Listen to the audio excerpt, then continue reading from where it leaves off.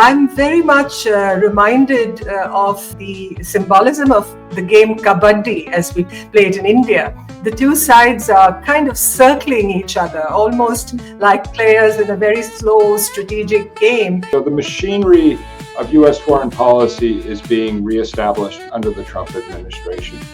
I think the volatility that Ambassador Rao talked about is in the nature of President Trump's approach to governance.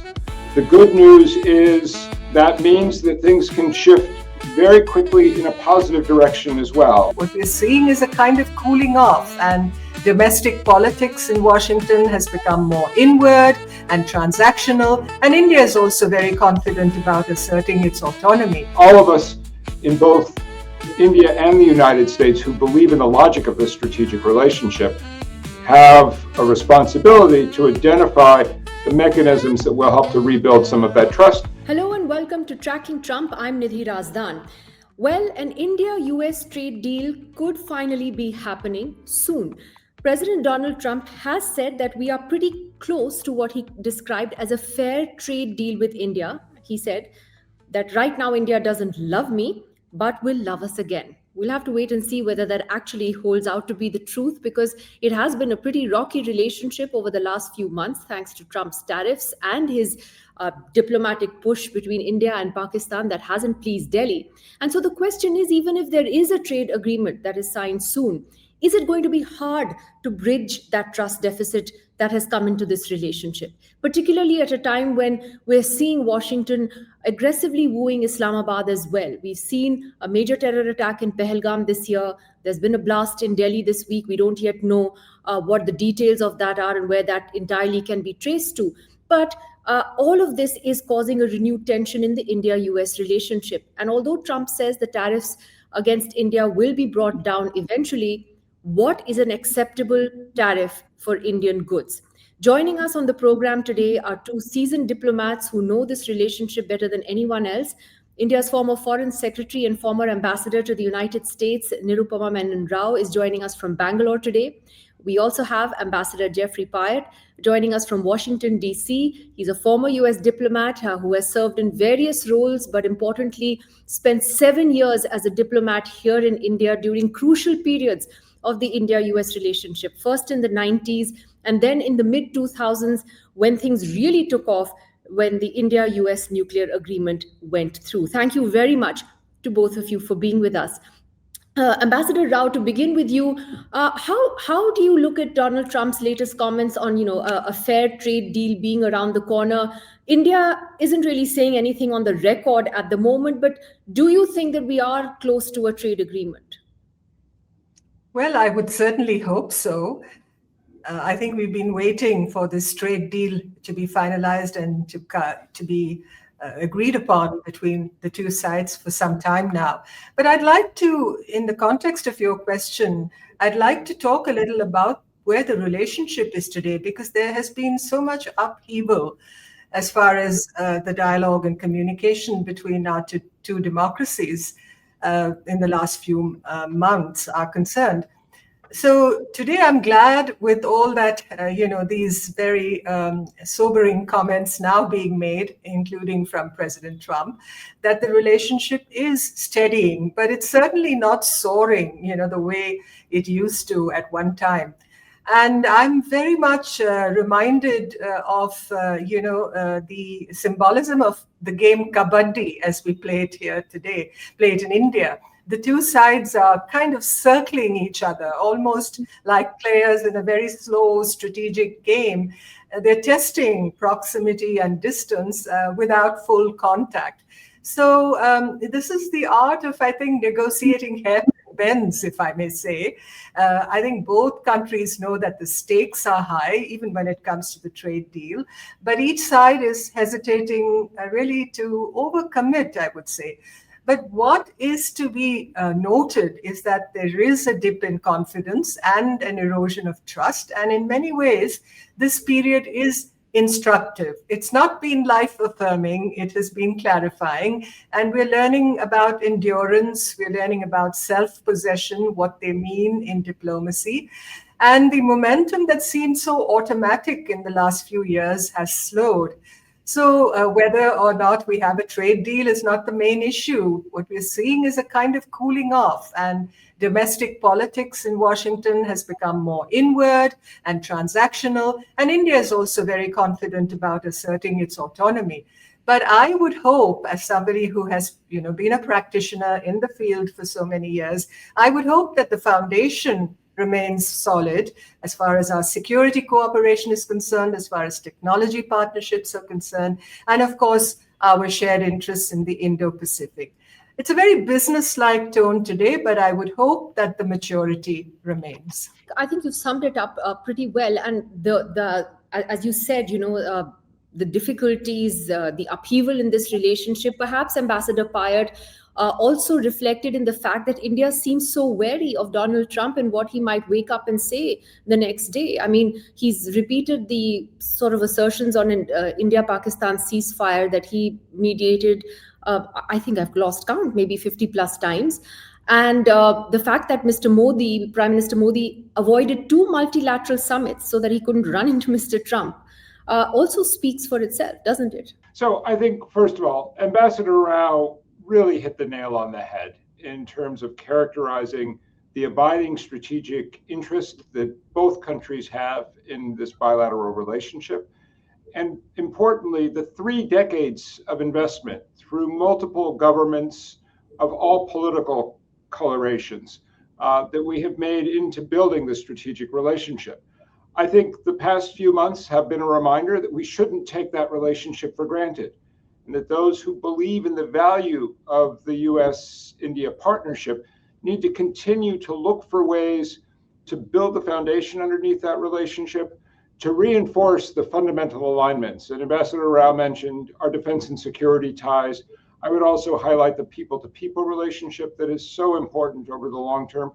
And then additionally, the role of investment. I've been making the point in the context of the recent trade disagreements that for the United States, which is looking to diversify and de-risk its dependence on China for certain key commodities, you simply cannot have a China plus one strategy without India. And so it's a very important trade relationship for us as well.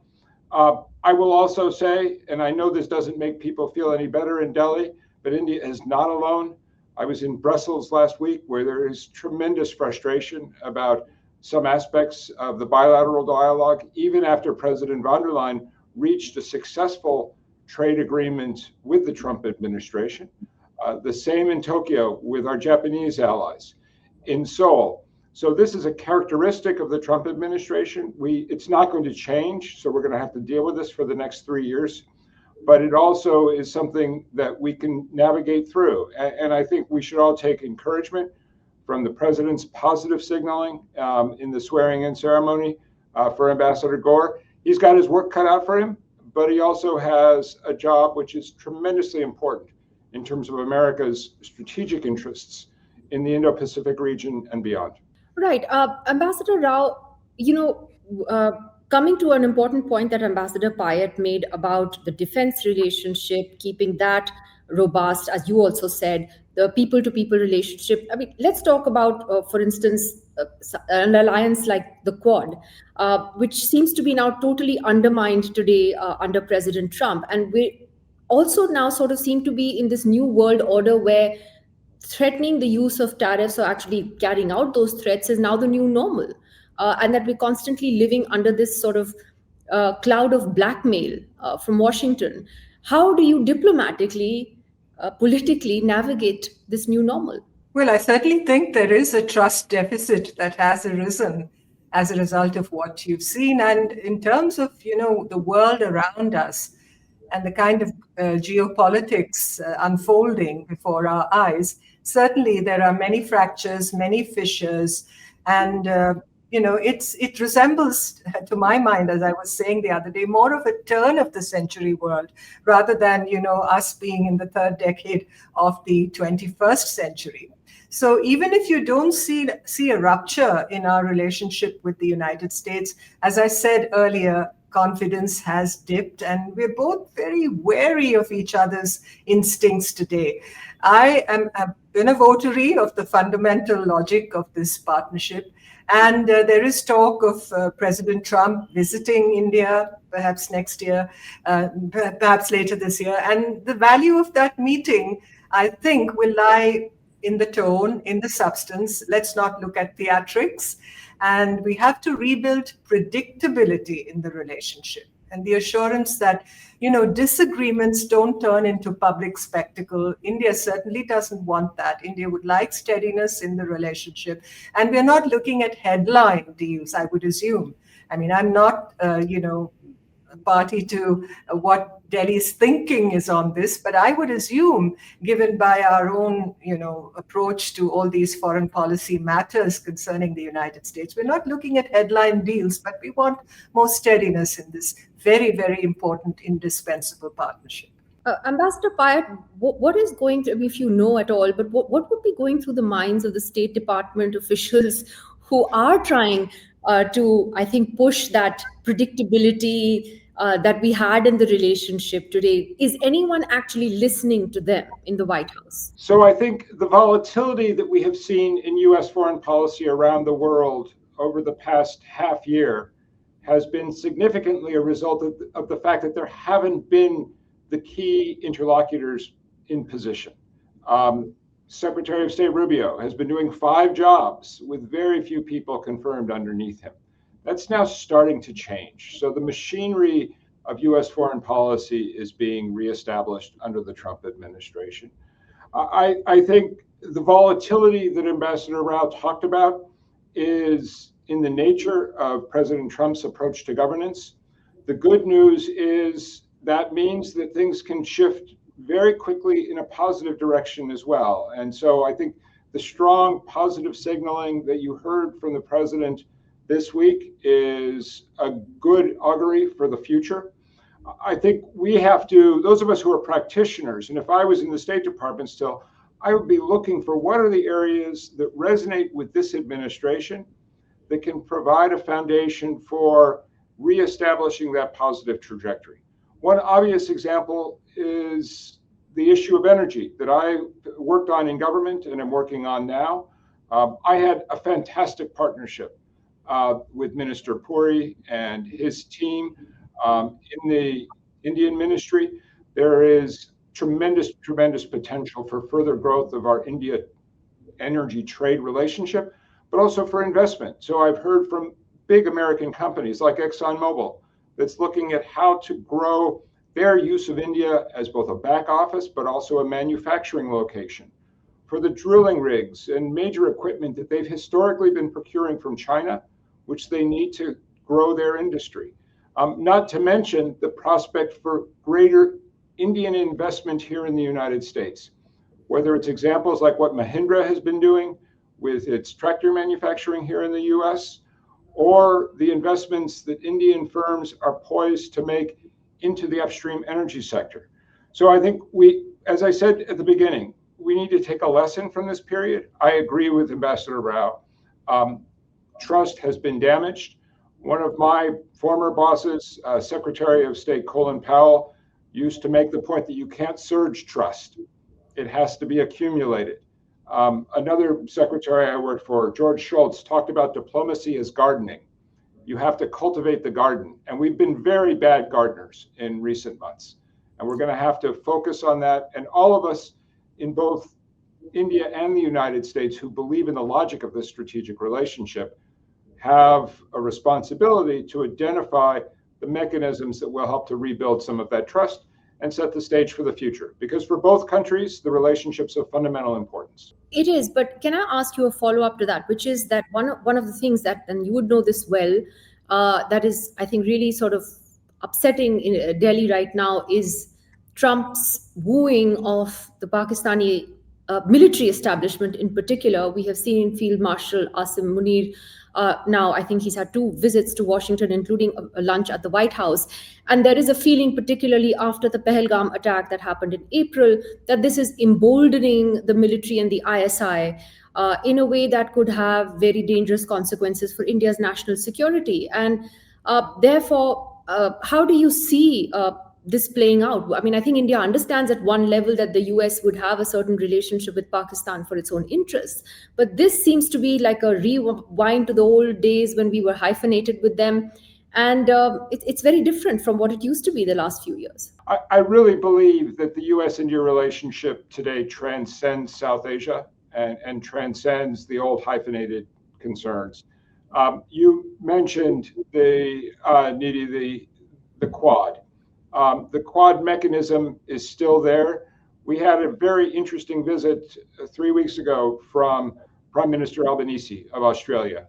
One of the deals that emerged from that visit was collaboration between Japan, Australia, and the United States to develop a non-Chinese supply chain for gallium, one of the critical minerals that the Chinese recently placed controls on. This is a perfect example of the kind of thing that we should be doing also in the Quad framework with India. When I look at the breadth and depth of US-India collaboration, education, people-to-people, space, high technology, artificial intelligence, quantum computing, none of that characterizes the US-Pakistan relationship.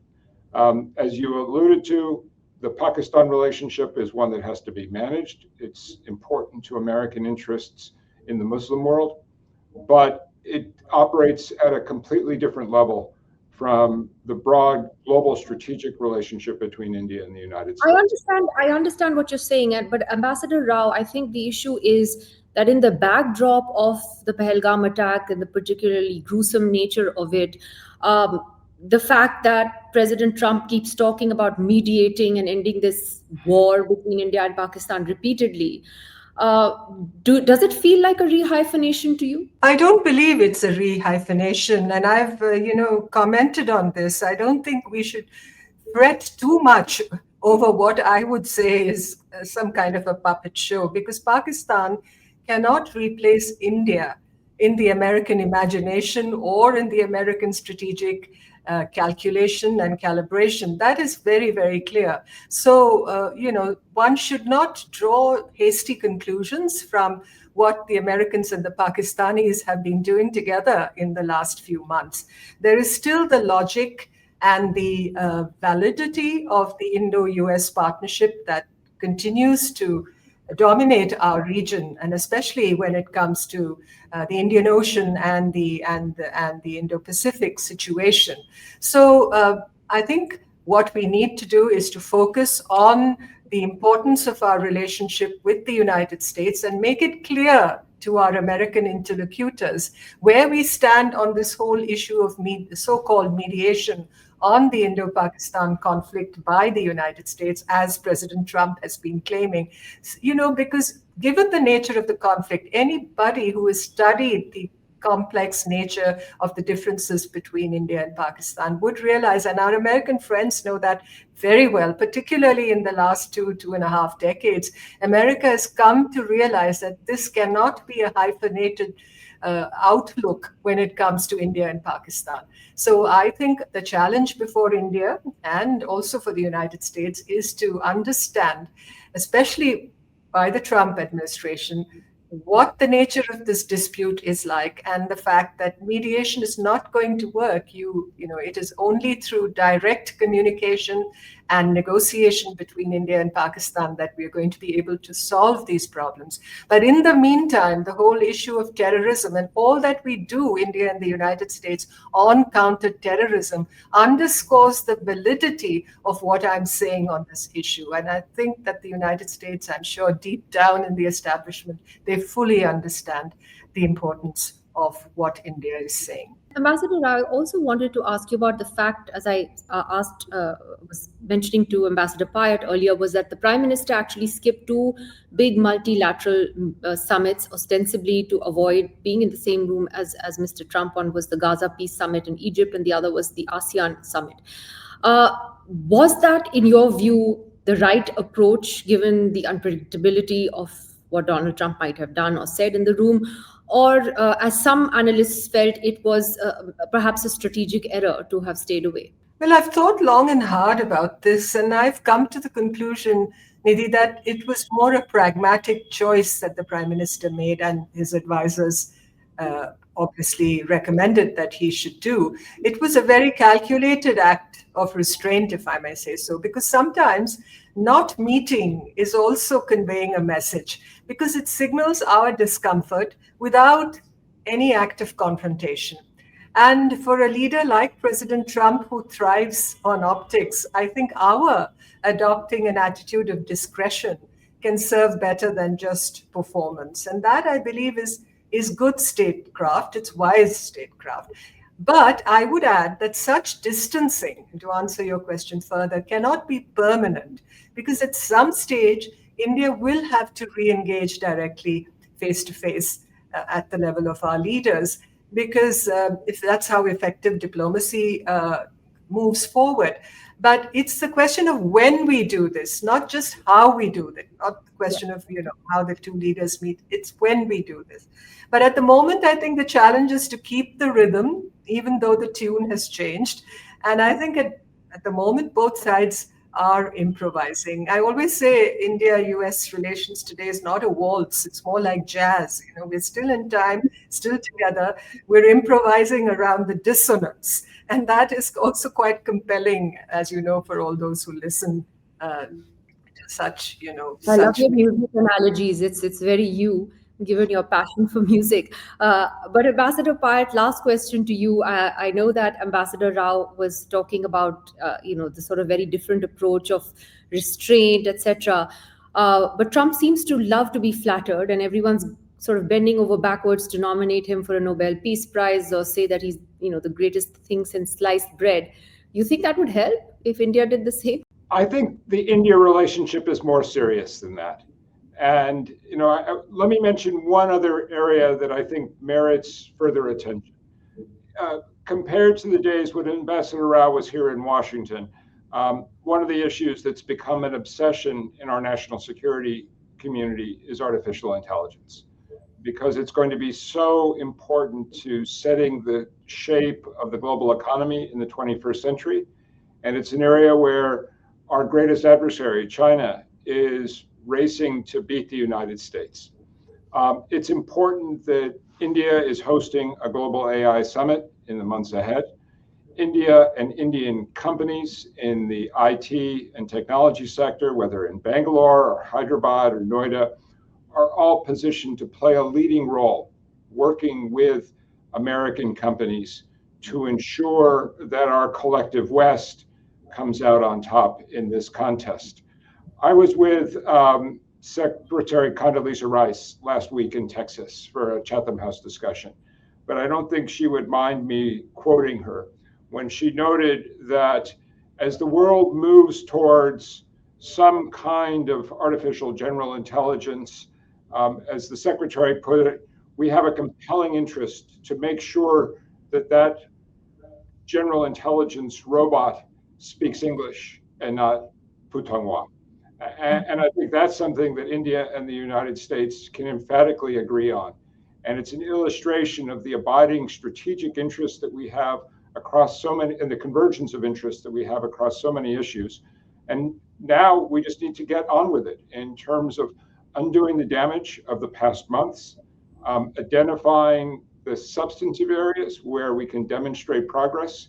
And I would just offer this bit of counsel. For the Trump administration today, everything is about deals.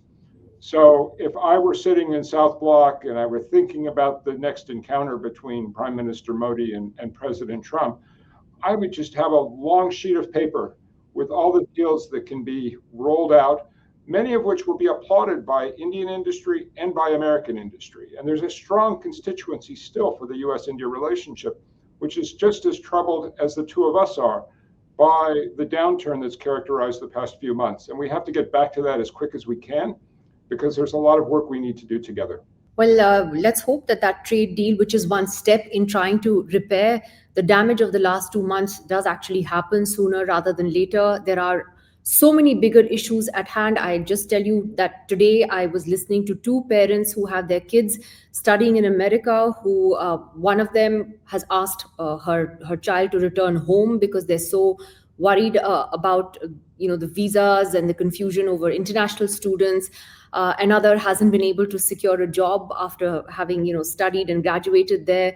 We know that the number of Indian students going to America has drastically come down this year, and now Indian students are looking at other options. And to me, I think that that erosion in the people-to-people relationship, which has been so strong, is something that could really, really hurt the India-US relationship.